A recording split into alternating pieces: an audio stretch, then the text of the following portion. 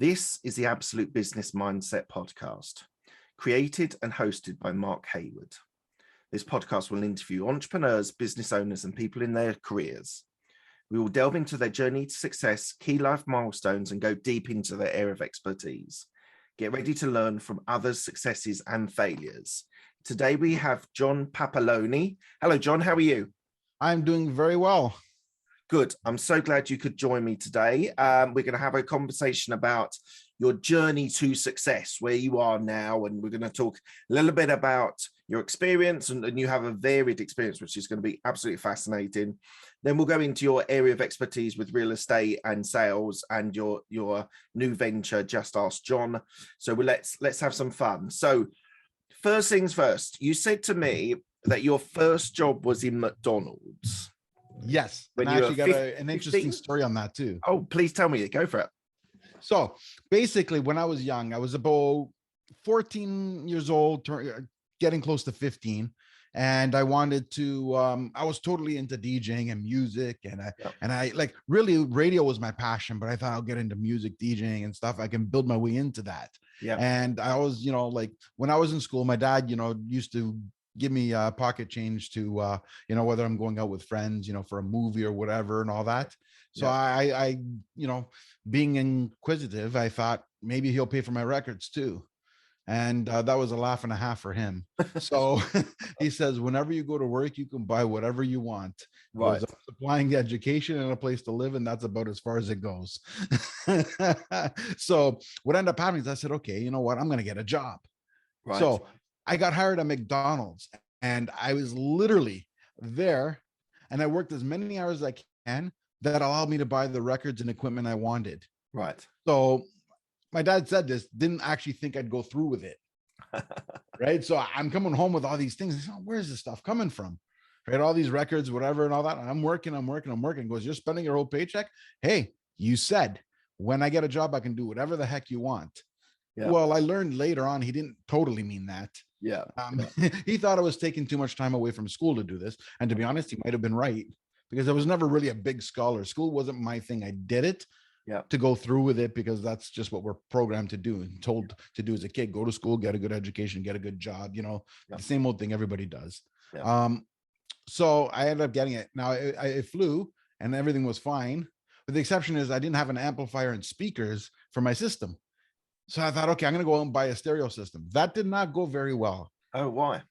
When I brought it home, my dad looked at it and he said, what the heck is that? I told him it's a stereo. And he just thought I was going overboard. He literally made me bring it back.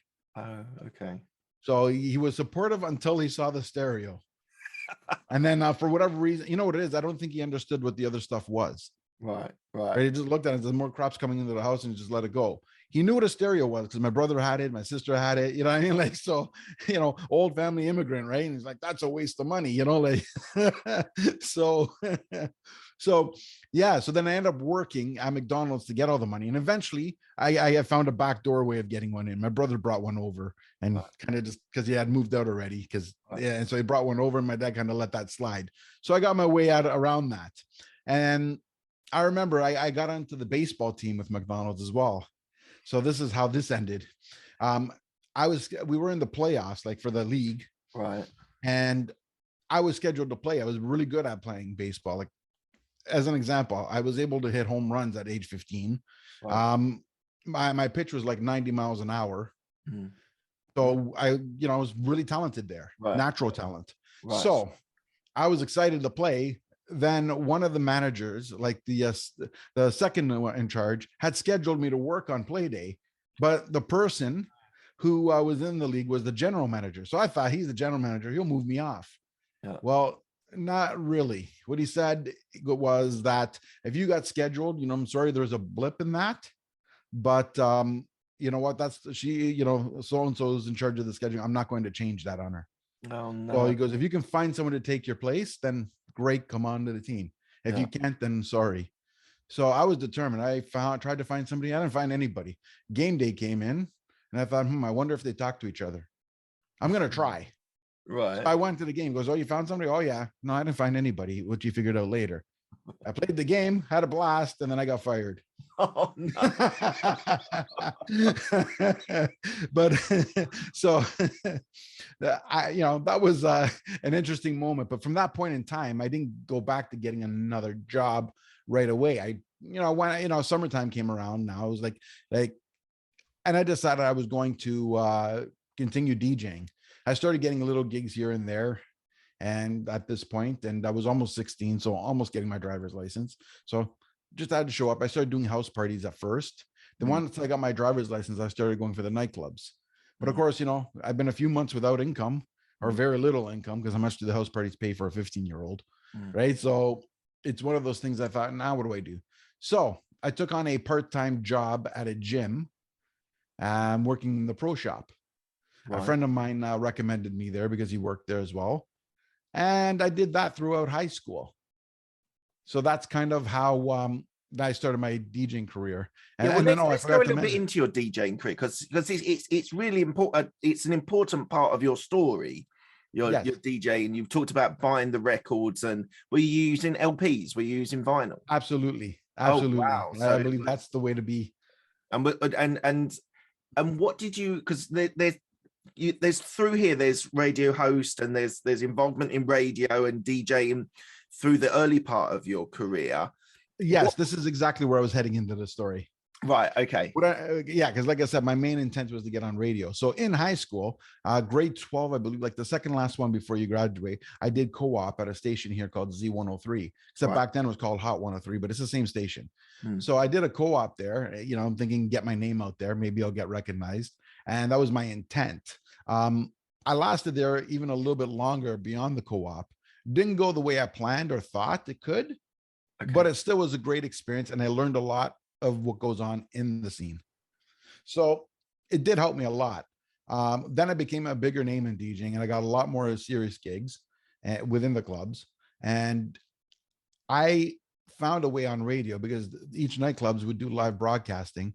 So I made it so that the club would hire the DJ. So they hired me, and then I was playing live on air. Amazing. Which I loved. Yeah. So I did that until I got into the next business. And one of the reasons I quit, because my intent was to get on radio. And I was DJing for a very long time. As I said, I started at 15. I probably quit around 25. Wow. Right. So you were good then. Yes. And I overlapped in businesses, right? I started one business. It got to the point when I felt overwhelmed, where, I'm sort of going, okay, I can't skip the club, but now I can't deliver to customers either. So what do I do? You know what I mean? When it came to that point, I started to have to make tough decisions. Yeah. Then I lost the radio spots because the clubs got rid of the radio. And while I wasn't there for the clubs, I was there for the radio. So I thought that was my cue to exit. Awesome. So then you started a print and marketing business. Yes. And I think that there was overlap with that and the DJ. And correct. The host. Right. Correct. So what made you, because it's all about promotional material and things like that you were doing.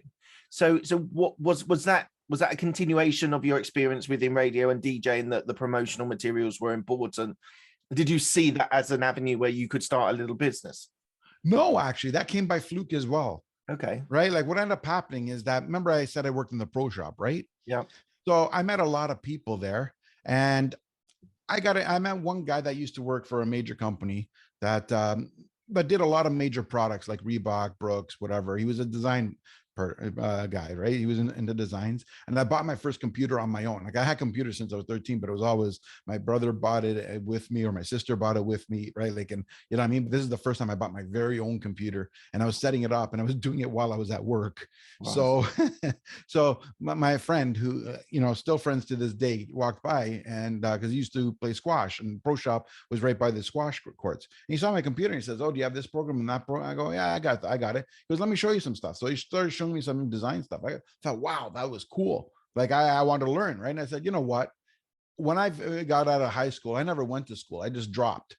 So I thought, you know what? I'm going to go. I tried. Sorry, I lied. I tried going for like business admin. I lasted a whole 45 days and said, no, I'm not going back. This is not for me.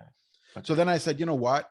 I'm interested in this. So I'll go into school for graphics or digital design.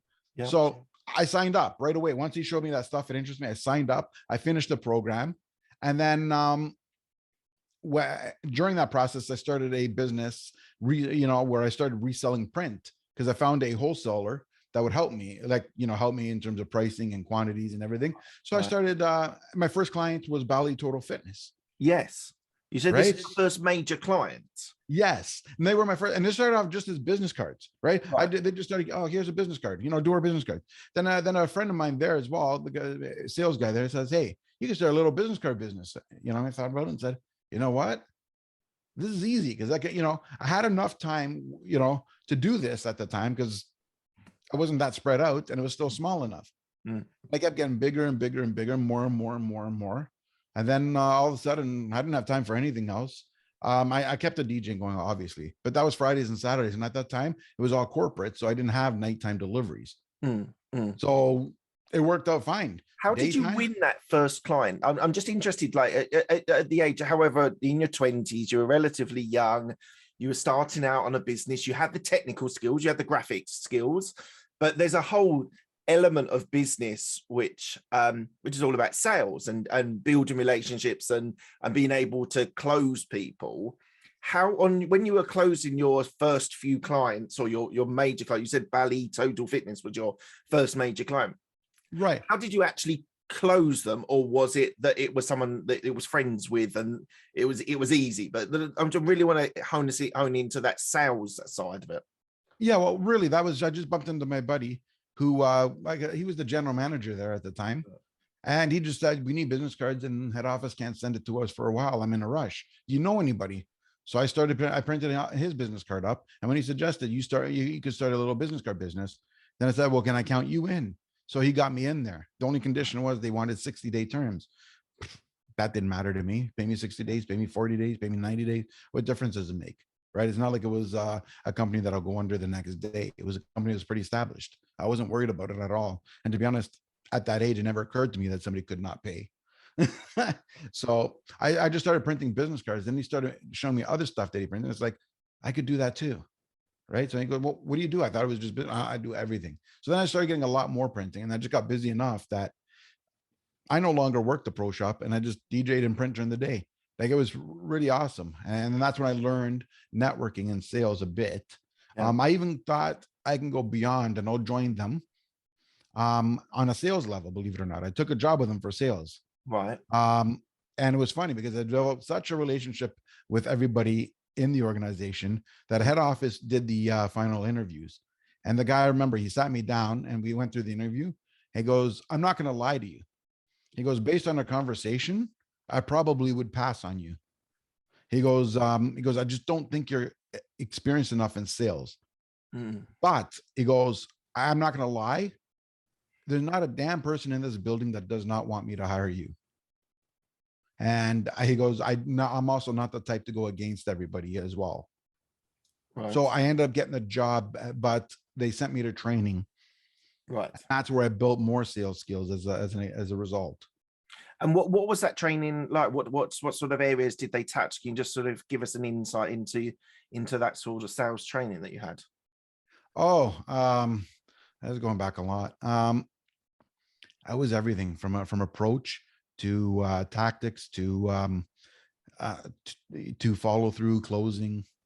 Like it was just from start to finish. It was obviously I learned more in practice than I did just in the training. Yeah, but at least it opened my eyes. One of the things I learned from that is, again, a lot of my pitch was I, me. This is what I can do. How wonderful I am, and that was one of the things they pointed out was don't focus on yourself. Focus on the benefits to the clients. Yeah.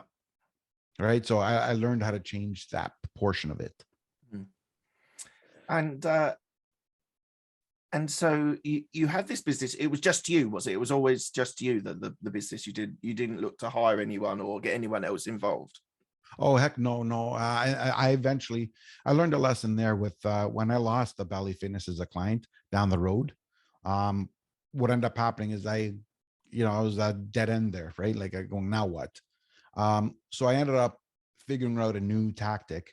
I ended up realizing, you know what, I can get into wholesaling.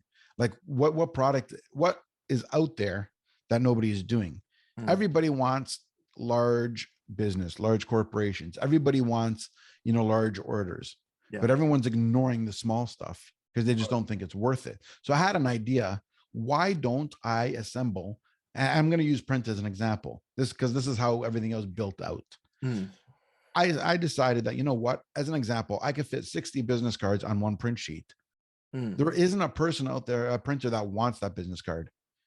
Because why bother? To start a press, it cost them roughly $1,000 just to get started. Right. So why would you want to start a press for a $75 business card? It makes no sense. It's a waste of time. But of course, if you got somebody like a major corporation that's giving you $150,000 in orders on one order, like for a magazine or something, you're not going to say, "Oh, I don't want to print your $75 business card." Right. So there were always lost leaders. So, and I thought about it. And I said, I can gang run them and group them all together and run 60 at a time for different corporations. Right. So I can be the wholesaler for the small products nobody wants. So I partnered with a printer. I didn't even buy my own equipment. I partnered with a printer and said, you want the large sheets with multiple printouts? I'll bring you that. And then I divided the sheets with different products. So I was getting orders like that. And I thought I was, I didn't know it was going to scale the way it did. It got to the point that I was doing one print sheet a week, then 2 print sheets a week, 3 print sheets a week. Then I got to the point that I was doing 4 or 5 a day. Wow. Now to translate it, the print run cost $1,400, and then revenue on that was $2,700 per order. Yeah. Now, if you do the math on that, I'll do it quickly for you. So 2,700 times 5 a day, that's $13,500 a day times 5 days, 67.5 a year times 52 weeks. That's $3.5 million. I ended up scaling to the point that I got to about 10 a year. And then, so I got that was my peak. I got ranked in the top 100 in North America. Now, when I say top 100, was still doing smaller clients, and that was still doing smaller businesses. Yeah, well, it was a mixture. I was all wholesale. I had very, very little end user, almost no end users. Right. And it was just other graphic designers reselling my products, and other even printers. Printers didn't want to turn on the press for this stuff. Wow. So I just found a loophole, a wholesale end of it, and that's how I got it. And at that point in time, I had a few corporate clients. I'm not going to say I didn't have any. Okay. But to be honest, I didn't care if they left.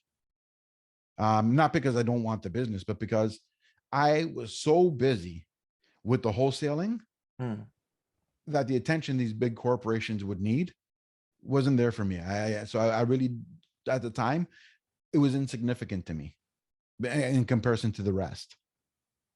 So, which is usually the opposite of what most people go after. And what happened to that business in the end? Like, so if you were peaking at significant sums, what made you shut it, close it? I got fed up, to be honest. That was the main thing. I saw the business changing, and I wasn't interested in where it was going. I was in there long enough. I had enough. It got to the point that I would have complaints, and my initial reaction would be "fuck off," not part of my language, not wanting to solve the problem. And it was mainly because you get burned enough times. And this is where I learned that not everybody pays, right? So you get burned enough time. Now you think every time somebody complains, it becomes, they just don't want to pay, which isn't always the case. But when you become jaded and you burn out and you had enough and you just get fed up, you want out. Did you sell the business? I did. Now I sold it to one of my suppliers, believe it or not. Okay. What ended up happening is that a job went bad, and it legitimately went bad. But he wouldn't answer his phone when I called to get the job rectified. Okay. And it just wouldn't answer. It kept the new jobs kept coming, but he wouldn't solve the old one. So I don't know what the heck is going on. But neither will he bill me for anything. So we went 6 months without a billing.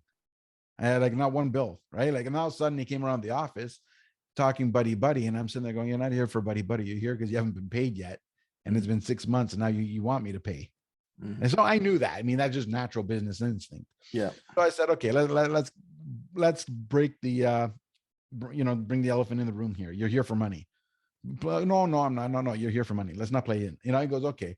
So we were talking. I go, yeah, it's funny when everything's great, you're here to collect. When things are bad, you're nowhere to be found. Well, What do you mean? He's playing stupid, right? So I called him out on it, and I said, look at this job. He goes, oh, I had no idea. I go, no, you did. Your partner answered the phone, and he said he'll get you to call, and you just never called. Mm. So I go anyways. And I was angry at the time, right? Because remember, I'm already said I'm burnt out and I'm fed up. Yeah. Right. So I said, if I had X amount of dollars, I'd be out of this damn business. Well, that was a Friday. Monday morning, him and his business partner were in front of me. We were discussing, and I had an exit strategy. They called me on that, and I had to think about it and said, was I serious or not? So I got actually more than what I wanted. So I just said, I'm out of here. So, and that was how I exited. I think I sold a year too early, but better a year too early than a year too late. Right. True. So I don't regret that. I was ready for a change. I was ready for something different. Right. So let's keep the momentum of things, because there's lots to talk to you about. So then you went to Click GTA and Click Radio. So why don't you tell me a little bit about that? Okay, so that's kind of back to my DJing roots. Right. And we had a few people out there that did a lot of club events that would promote clubs and stuff on their site. We have one company that's still around today that does basically provide information and content based on what's going on around in the Greater Toronto area. Right. So it's almost like an info site. So I had an idea, why don't I do that? So that was Click GTA. It was like an info site on every event and every feature going on in the Greater Toronto area. Okay. Hence the GTA part. Right. But I thought the reason I did this also, I wanted to integrate back into my roots of wanting to be in radio. Right. So since I didn't get in FM dial, like to the level I wanted, I'm going to create my own through the internet. So it was internet radio. Right. So I called that Click Radio. And so they were hand in hand together. They worked like basically it bounced between each other. I was also able to find a way to get that because how do you listen to it besides on your computer? Well, I found a way that people can stream it through the BlackBerry, because BlackBerry was big at the time. Yeah. And be able to stream it through their car while driving to the club, so they can listen to what's going on while they're driving rather than listening to the FM dial. Right. So it was pretty cool. I started building up that too.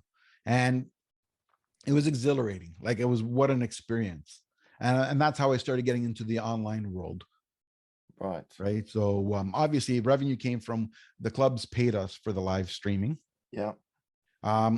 Obviously, if I had a DJing gig, I got paid for that too. I didn't do a lot of those because it's hard to do both. So, but I did once a week. I did it for fun.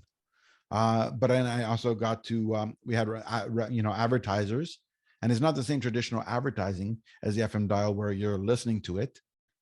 Because when you're playing, you'd have the player, and on the bottom of the player would be the advertiser. Right.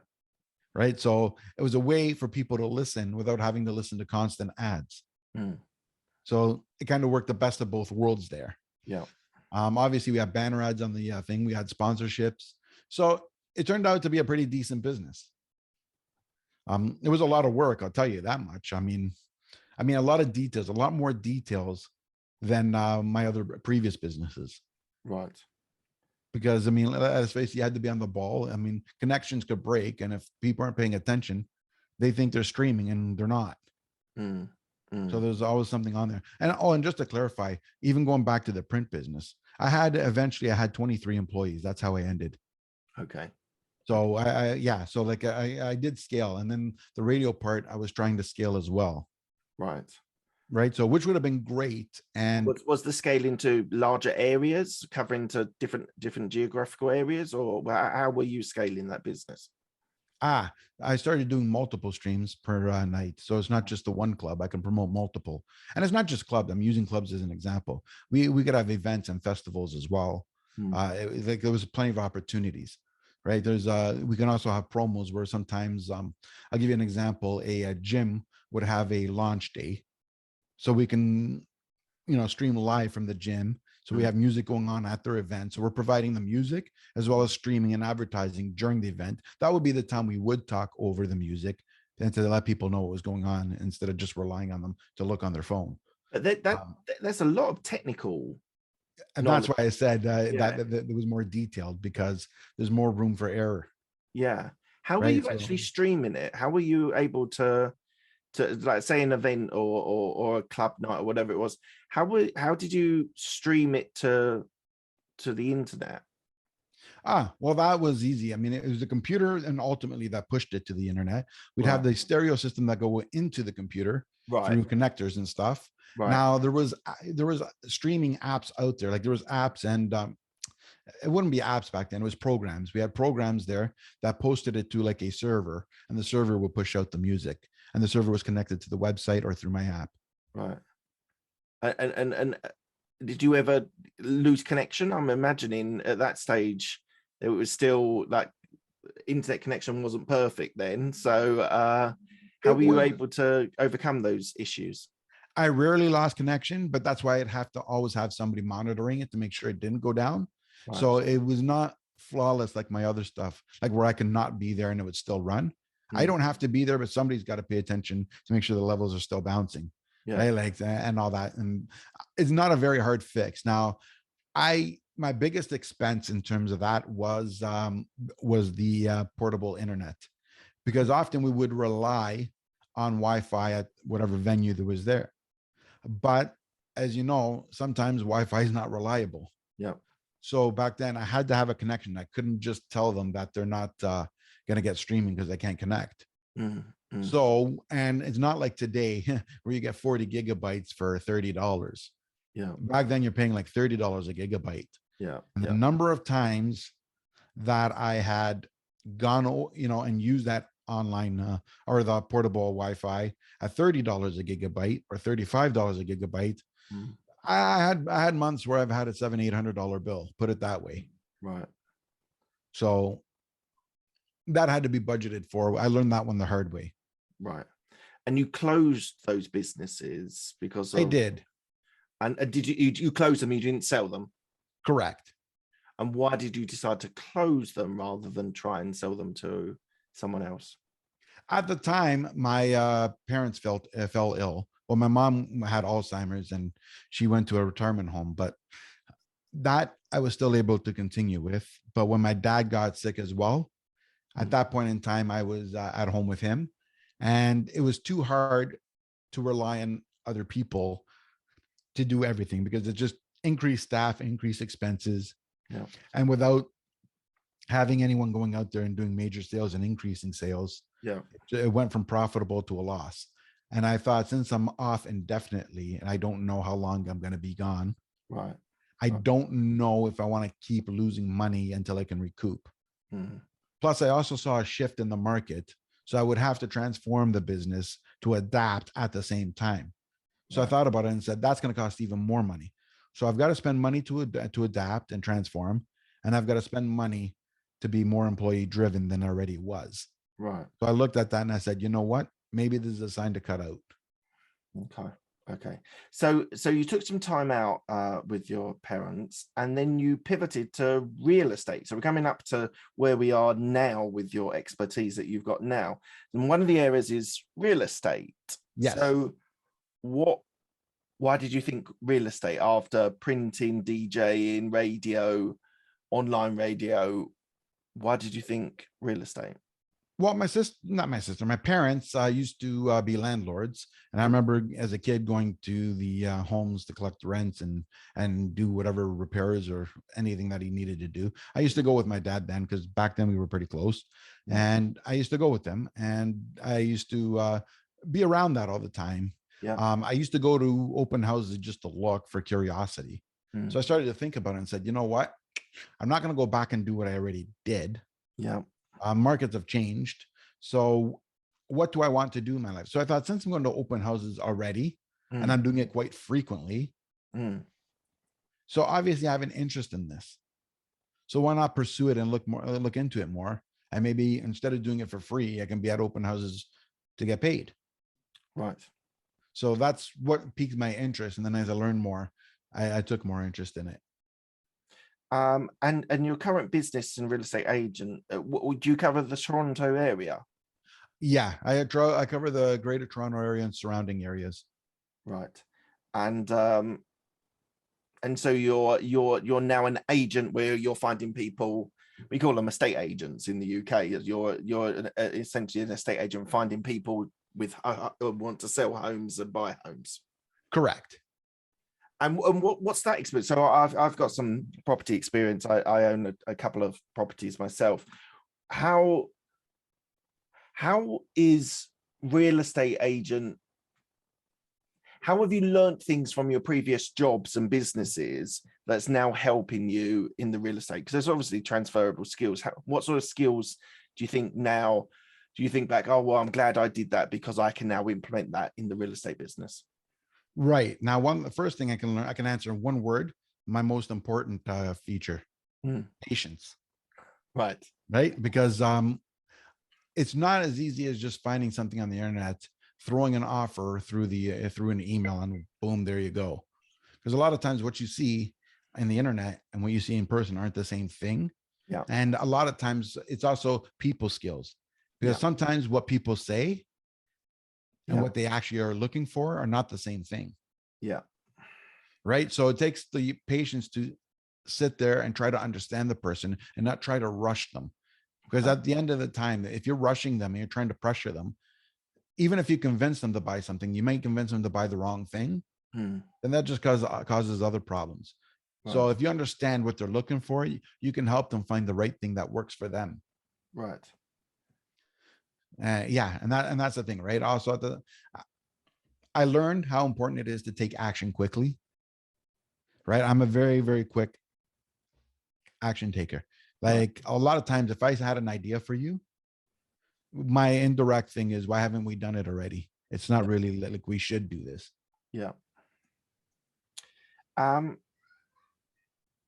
So let's move on to Just Ask John, which is relatively fledgling business.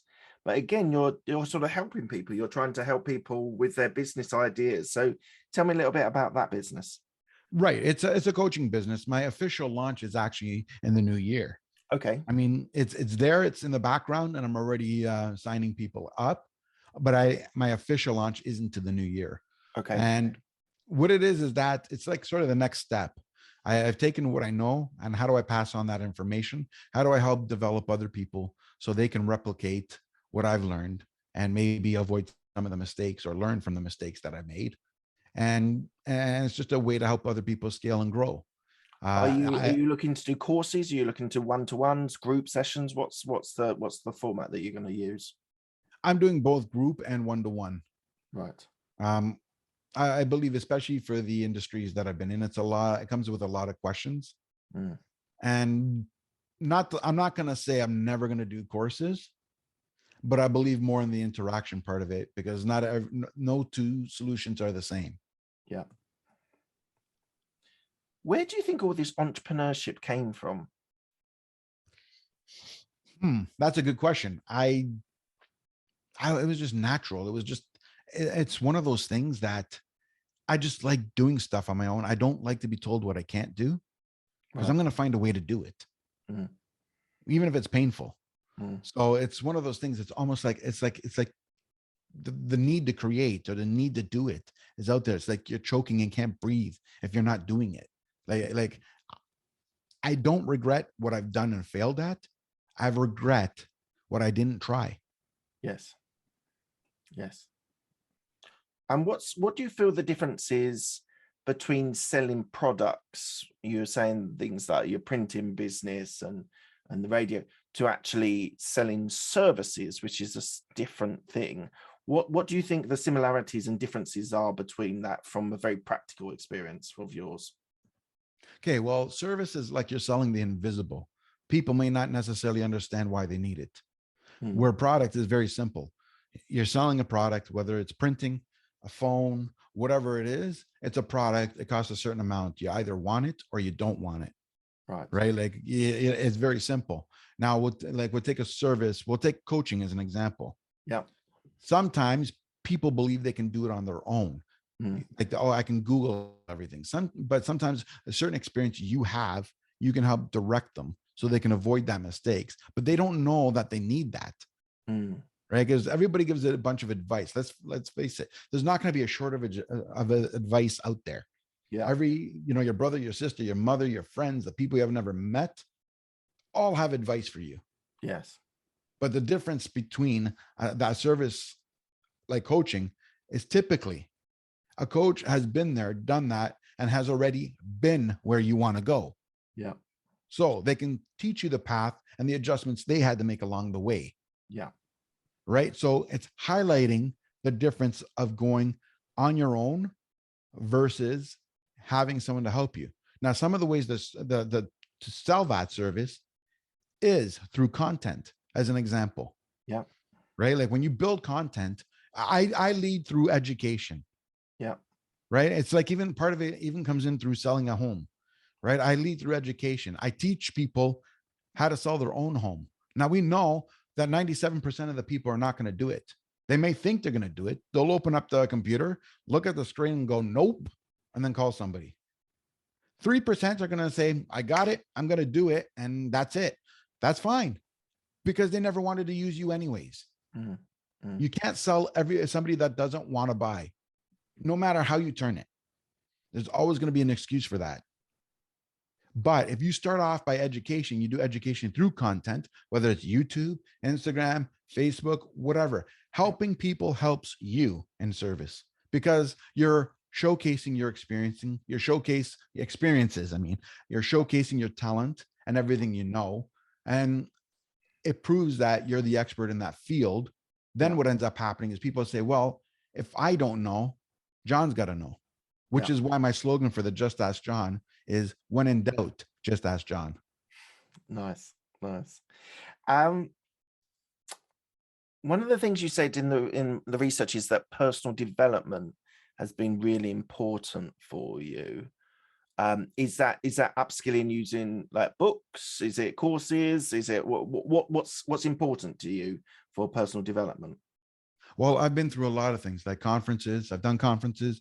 I've done events. I listen to podcasts all the time. Like, in fact, when most people drive, they're listening to music. I don't listen to music. I don't even know what's current anymore. I drive with the podcast playing. You're a DJ and you're a DJ for years. I know. You've left it behind, have you?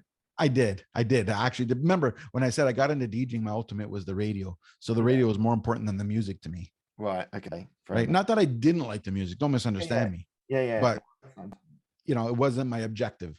Where the podcast, I figure it's a way to learn and drive. Yeah. I mean, let's face it. If I'm doing an hour drive and I listen to music, what do I get? Okay, I get moves and grooves, whatever, and that's all I get out of it. Yeah. But if I listen to a podcast, I may learn something or discover something that I didn't know within the same 45 minutes. I'm driving 45 minutes regardless. Yeah. I might as well learn from it. Yeah.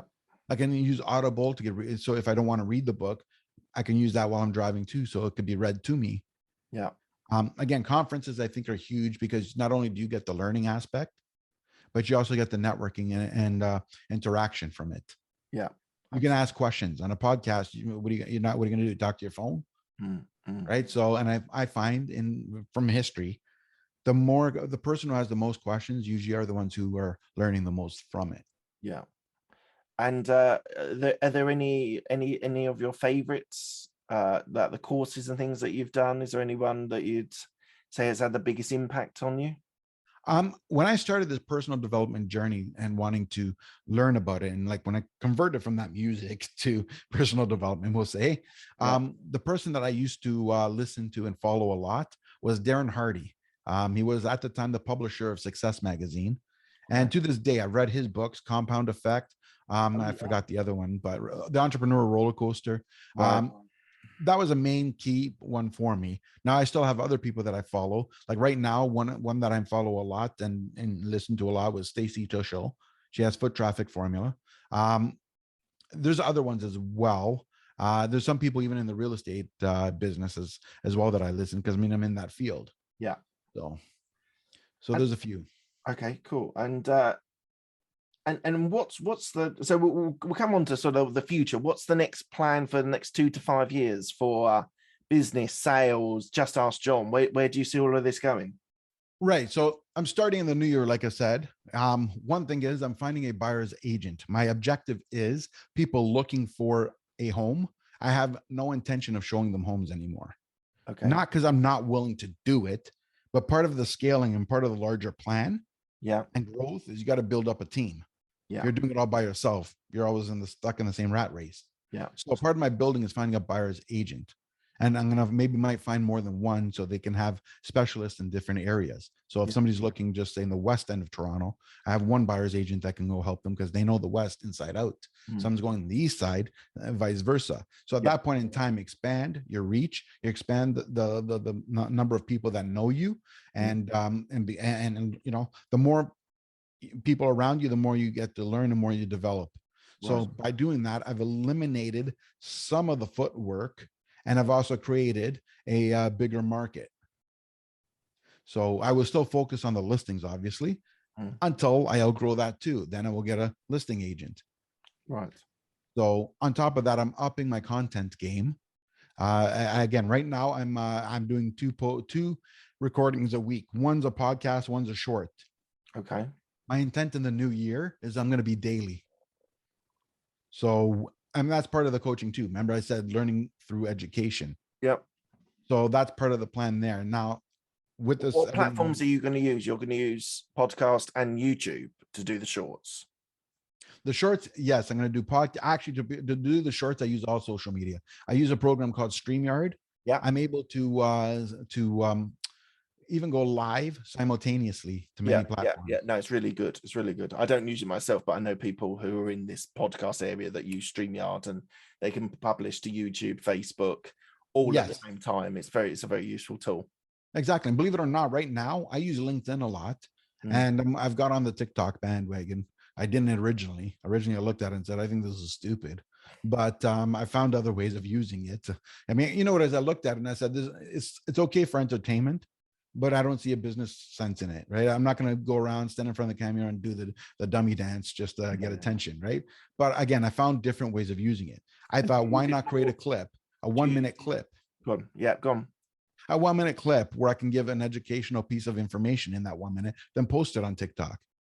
And that's for your coaching business, not the real estate. Have you managed to leverage it for real estate TikTok? I do both, because in a way that it's transferable.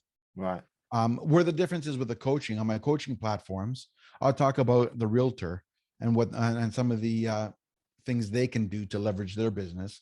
Right. Where on the real estate platform, I'm going to talk from the consumer perspective. Right. Okay. Okay, awesome. Well, good luck with that. So we're coming to the end of the interview. I asked the same 6 questions to all of my guests. They're quick fire questions. They don't need a quick fire answer. But yeah, quick fire questions. First question is, what's the best decision that you made? Best decision I've ever made? Action. Just take action. If you have an idea, take action. Awesome. What's the best piece of advice you've been given? Fail fast and fail often so you can learn from it and do it better later. Awesome. That's a great answer. Who helped you most in your career? Believe it or not, that guy that I told you showed me the graphics part, his name is Tony. Right. Had he not sat down with me on the computer like that, I would have never even found that curiosity. Once I found that curiosity, it just expanded from there. It's a really interesting point. You talk about curiosity, because I get that. I can see that when you're talking about the different businesses you've been in, it was all curiosity to understand the market, understand the business. How can I then scale the business? The curiosity is throughout your whole career. It's amazing. Next question. Any regrets? Only one thing, again, summarized in one word: hesitation. If you hesitate, then you're not really sure. So either don't do it or jump into it. Don't hold back. Is there any examples where you hesitated and didn't action? Like right now with the answer. Yeah, there's a lot of times, right? Like, I think as an example, we even take investments, right? Like sometimes I hesitated because, like, go back to the print business. I wanted to get into a real estate purchase a lot sooner, but that business was heavy into cash flow, right? Like, again, with that kind of numbers I'm talking to you about, I couldn't survive on $1,000 cash flow. I'd need like at least $100,000 to $200,000 at a time. So when I go and put the money into the house, that would leave me cash poor. Like, so I hesitated, even though I would recoup it really quickly. I worry about, what about if I don't make that gap You know what I mean? So I hesitated. And then, what happened to real estate? They start at one price, and by the time you're ready, it's triple the price. Yeah. Someone said, I was listening to someone that I like on YouTube, and he said, it's not about time in the market, it's having time in the market, which is the most important thing. Absolutely. Now, here's where the hesitation came in. I don't like debt. I don't like borrowing. I bootstrap everything. If I can't afford to do it, I just don't do it. Okay. But that restricts me too. Yeah. Right. And I'm not saying that I've never been in debt, because I have, but when I get in debt, it's because I've been put in the corner, and that's my only way out. Okay. Not you never leveraged. You never leveraged it to. And that's my point. That's where my hesitation has screwed me. It was because I could have done what I wanted if I knew how to leverage debt properly. Yeah. Yeah. Robert Kiyosaki is brilliant for that. Yes. Rich Dad Poor Dad, The Quadrant. It's amazing. You can learn. I've read his books as well. Yeah, he's brilliant. Next question. What are you most proud of? My persistence. I don't give up. Right. I can see that. I can definitely see that. And last question is, what does legacy mean to you? Reputation. Basically, I'm building legacy now. I'm no longer interested in the accumulation and whatever. I'm working on legacy. Right. And my legacy is how I want to be remembered and how I can inspire and help people, going forward. Yeah. Awesome. And last thing, where can people find you if they want to reach out to you? They can just Google my name. I'll show up all over, or you can even go to my justaskjohn.ca. Awesome. Thank you so much, John. It's been an absolute pleasure talking to you today. Thanks a lot. Thank you for having me.